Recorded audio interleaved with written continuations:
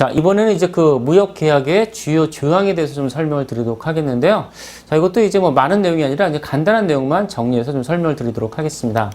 자, 우선 물품 매매 계약의 구성 관련해서는 보통 이제 뭐 다섯 가지 내용으로 구성되어 있습니다. 뭐 추가적인 내용도 기재될 수 있지만 기본적인 내용만 보시게 되면 첫 번째는 이제 물품 매매 계약에 대해서는 기본사항, 그리고 계약의 목적물에 관한 사항, 그다음에 계약 이행에 관한 사항, 계약 위반에 관련된 사항, 그리고 중거법과 재판 관할에 대해서 구성되어 있습니다. 이게 뭐 기본적인 물품 매매 계약에 대한 기본적인 구성이고요. 자, 그래서 이제 기본사항을 먼저 보시게 되면 기본사항에서는 뭐 당사자의 명칭을 기재를 해야 되고, 그리고 뭐 주소나 그런 것들을 정확하게 기재를 하는 것이 좋습니다. 보통 이제 뭐 상호만을 기재하는 경우가 있어요. 뭐 트레이딩 컴퍼니라고 해갖고 뭐 그 상호만 기재하는 경우는 법적 효력에 관련된 문제가 발생할 수 있기 때문에 실질적으로 뭐 어떤 내용을 정확하게 모두 다 기재를 하는 것이 상당히 좋습니다. 뭐 저희 회사가 뭐 주식회사 국제무역금융센터인데 그냥 국제무역금융센터 또는 국무라고 쓰지 마시고 주식회사 국제무역금융센터 이와 같이 풀네임을 정확하게 기재를 하는 것이 법적 그 효력에 관련돼서 그 문제가 없기 때문에 이런 내용을 좀 명시를 해 주셔야 되고요. 자, 그리고 이제 법적 효력에 대해서 법률적인 관점에 따라 이 체결 일자하고, 그리고 이 계약서가 언제까지 유효한지 유효기간도 기재를 하시는 것이 좋습니다. 그래서 체결 일자하고 유효기간을 기재하기도 하고요. 자, 다음으로 이제 그 목적물에 대한 사항이죠. 매매가 되는 대상에 관련된 사항입니다. 자, 그래서 이 목적물에 관련된 사항은 보통 이제 뭐 품질 조건, 수량 조건, 가격 조건 또는 포장 조건 등이 있고요. 품질 조건에는 품질을 결정하는 방법은 무엇인지, 그리고 품질을 결정하기 시기는 무엇인지라는 거죠. 그래서 품질 결정 방법은 뭐 A등급이냐, B등급이냐, C등급이냐 뭐 그런 내용이 되겠고, 결정 시기는 뭐 선적 시점이냐, 아니면 양육 시점이냐 그런 내용이 되겠습니다. 그리고 수량 조건은 뭐 수량 표시 방법 및 결정 시기를 표시를 해야 되고요. 뭐 물품을 그 수량을 측정을 할 때 선적시냐, 아니면 양육시냐라는 거고요. 그리고 가격 표시할 때 어떤 방식으로 표시하냐, 뭐 FOB 어떤 가격이다, 아니면 CIF 어떤 가격이다 라고 해서 인커텀수를 기재를 하고요. 그리고 포장 조건은 포장재를 어떻게 할 건지, 뭐 그 목재로 할 건지, 아니면 플라스틱으로 할 건지, 아니면 수출 뭐 표준 방식으로 할 건지, 냉장 방식으로 할 건지 그런 내용이 있고, 화인을 기재를 하는 겁니다. 자, 그래서 계약 이행에 관련된 사항 관련해서는 뭐 선적 조건, 대금 조건, 대금 지급 조건, 그리고 보험 조건이 있고요. 선적 조건에는 뭐 선적 시기가 어떻게 되는 건지, 그리고 선적 방법은 어떻게 하고, 선적항이나 도착항 그런 내용들이 기재가 되고 있고요. 대금 지급 조건에는 뭐 지급 방식 및 지급 시기, 뭐 지급을 송금 방식으로 할 건지, 아니면 DADP 방식으로 할 건지, 아니면 시종장 방식으로 할 거고, 그리고 뭐 외상 방식인지, 아니면 현찰 방식인지, 뭐 그런 내용들을 기재를 하면 되고요. 그리고 보험 조건에는 보험금을 청구할 수 있는 장소가 어떻게 되는지, 그리고 보험에 기재될 사항들은 어떤 내용들인지 그런 내용들을 이 보험 조건에 명시를 할 수 있고요. 그리고 이런 내용들이 전부 다 계약 이행과 관련된 사항입니다. 자, 네 번째는 이제 그 계약 위반에 관련된 사항이죠. 계약 위반이 발생하는 경우에 어떤 방식으로 해결할 거냐, 뭐 법원으로 갈 거냐, 아니면 중재를 통해서 해결할 건지 그런 내용들이 이제 그 계약서에 명시를 해야 되고요.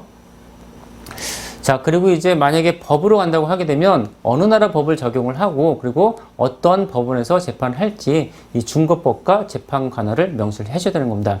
우리가 국내 실무자들이 보게 되면 이 계약서 체결을 하기 위해서 이 중거법과 재판 관할지에 대해서 그냥 이런 부분을 좀 소홀히 하는 경우가 많이 있습니다. 그래서 실제 분쟁이 발생하는 경우 국내에서 적용되는 법률이 적용되는 것이 가장 좋은데, 뭐 알지도 못하는 상대국에서 상대국의 법이 중국법이 되는 경우도 있고, 그다음에 재판 관할지도 상대국이 돼서 좀 문제가 많이 발생하고 비용도 많이 발생하는 경우가 상당히 많이 있습니다. 그래서 실제 주 계약 조건도 좋지만 이 분쟁이 발생 경우도 대비해서 이 중국법은 어느 나라 법률, 그리고 재판 관할은 어느 나라 그 법원의 법률을 적용하는 것이 어느 나라 법원의 어떤 나라의 그 법원에서 그 재판을 할지 그런 내용을 계약서에서 계약 체결하기 전에 이 내용을 그 유리한 쪽으로 선택을 해서 계약서에 명시할 수 있도록 좀 하셔야 될 것 같습니다. 그래서 그 상대방도 마찬가지죠. 상대방도 자신의 국가의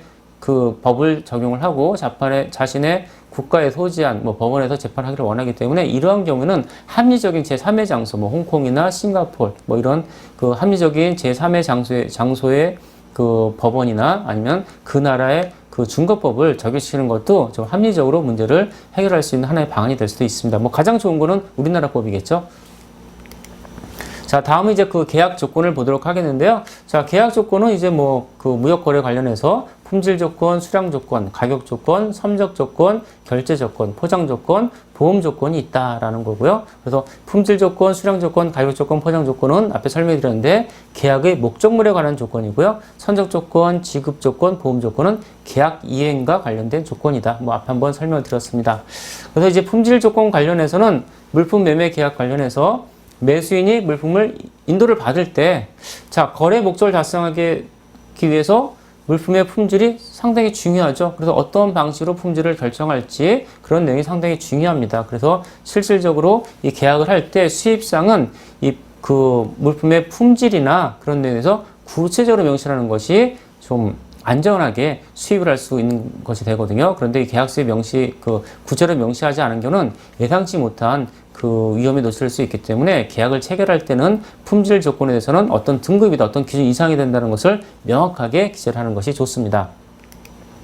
자, 다음은 이제 수량 조건인데, 뭐 수량 조건은 뭐 개수, 길이, 넓이, 부피, 뭐 이런 중량 등을 포함하는 거고요. 그리고 이 기재를 할 때 어떤 단위로 해야 되는지 정확하게 기재를 하는 것이 좋습니다. 그래서 뭐 CBM인지, 아니면 CFT인지, 뭐 TEU인지, FEU, 뭐 소량물인 경우는 뭐 CBM, 뭐 CFT를 사용할 수 있고, 그다음에 컨테이너 물품인 경우는 뭐 TEU나 FEU를 사용한다. 뭐 이건 뭐 이론적인 내용이고요. 어쨌든 이 수량 단위를 측정을 할 때는 좀 구체적으로 어떤 단위를 기준으로 해서 계약을 이행을 해야 되는지 그 내용을 구체적으로 명시하는 것이 뭐 발생할 수 있는 분쟁을 좀 방지를 할 수가 있습니다.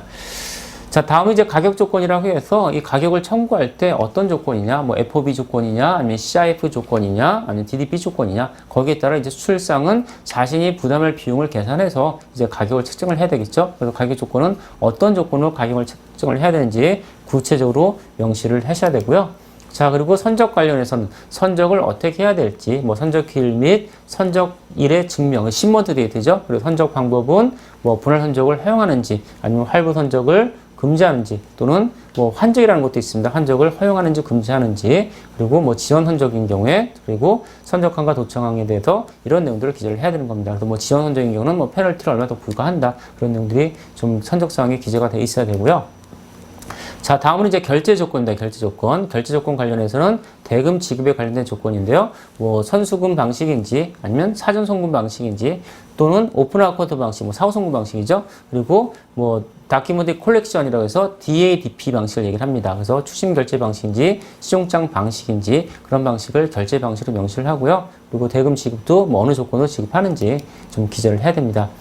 자, 다음으로 이제 마지막으로 이제 보험 조건인데, 자, 보험 조건 관련해서 운송 도중에 발생할 수 있는 사고에 대비해서 보험을 어떻게 가입을 해야 되는지, 그래서 이 보험의 목적분에 대해서 화물에 대한 이익을 발생할 수 있는 뭐 이익을 뭐 피보험 이익이라고 하는데요. 그래서 화물에 대해 발생할 수 있는 손해를 보상하는 목적으로 보험을 가입합니다. 그래서 이 보험을 매도인이 부담을 해야 되는지 아니면 매수인이 부담을 해야 되는지 명시를 해줘야 되고요. 그리고 이 보험 조건에도 어떤 조건을 기재해야 되는지 정확하게 구체적으로 기재를 하셔야지만 향후 발생할 수 있는 어떤 분쟁을 사전에 방지를 하실 수가 있습니다.